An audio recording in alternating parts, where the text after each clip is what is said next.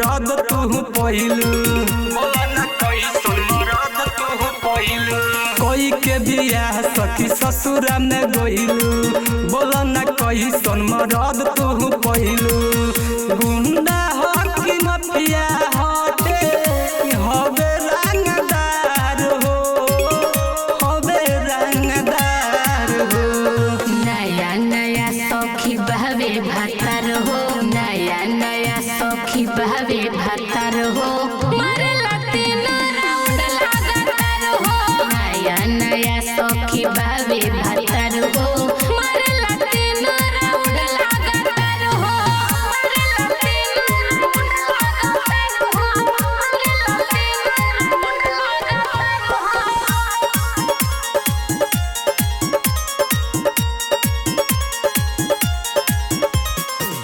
जैसन सोचलू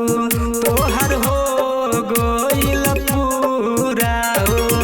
6 इंच के हुरा तो डालत होई पूरा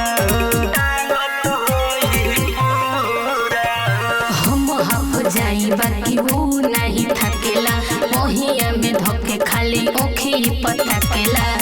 हो खबूत गच पूरा करत होई प्यार हो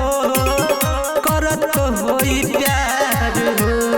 नया नया सखी बहवे भातार हो नया नया सखी बहवे भातार हो मारेला तीन राउंड लगातार हो नया नया सखी बहवे भातार हो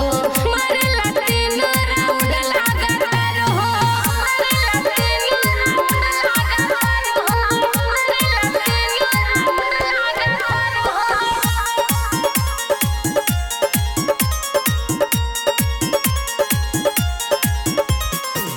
बानी हम खुश सखी भावनाथ के पाके काट ले जिंदगी जवानी उनके पहलूटा के कैसे तू भूलैलू अजिता वाला भर के मकई में माजाली हल रात भर के हो गइल जे अब तो जिए के आधार हो जिए के आधार हो